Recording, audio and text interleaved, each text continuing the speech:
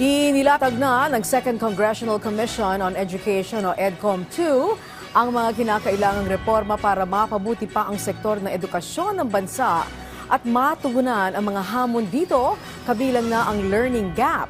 Ang mga yan alamin sa sentro ng balita ni Vel Custodio.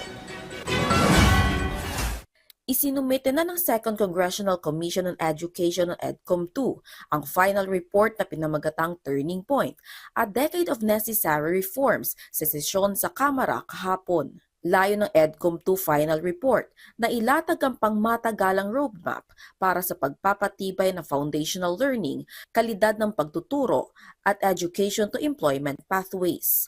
Ayon kay House Committee on Basic Education, Arts and Culture Chairperson at EDCOM-2 Co-Chair Roman Romulo, na diskubre sa pagsusuri na hindi lang kakulangan sa resources, pero maging ang lack of coherence at national focus sa edukasyon ang nagiging problema sa sistema ng edukasyon sa bansa. Ilan pa sa mga suliranin sa edukasyon ay ang mass promotion sa mga mag-aaral.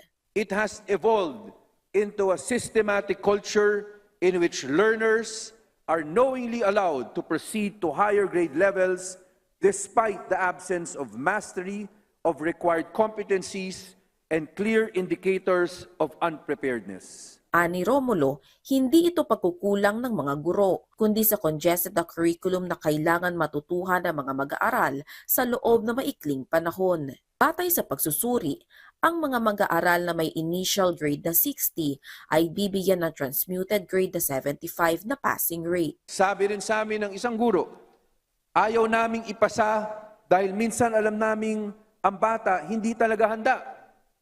Pero napipilitan kami dahil kapag binaksak namin, nasasabihan kami na pinahamak namin ang division o ang school. Hindi dapat ganito.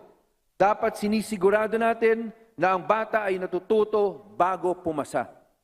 We are passing students who cannot read, setting them up for failure in high school and beyond. Batay pa sa report ng EDCOM-2, mahigit 60% ng mga guro ay pinagtuturo ng hindi naayon sa kanilang major.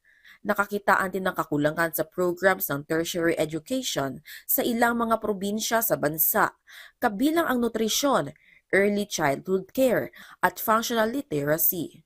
We saw a lack of strategic direction, where state universities and colleges expand programs without a unified national plan, with increasingly duplicated programs with local and private colleges and universities. Kasunod ng isinumiteng final report ng EDCOM-2, sinabi ni House Speaker Faustino Bogie D. III na magsisilbing gabay ng Kongreso ang ulat ng komite para lumikha ng mga epektibong batas at polisiya para sa ikauunlad ng sistema ng edukasyon. It is not enough to study and understand the problems before us.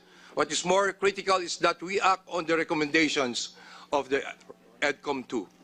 Tinatanggap ng kapulungan ng ulat na ito ay bilang gabay sa patuloy na paggawa ng mga batas sa masusing oversight at sa matalinong paggastos ng pondo ng bayan para sa tunay na pagkatuto ng bawat batang Pilipino. Vel Custodio para sa Pambansang TV sa Bagong Pilipinas.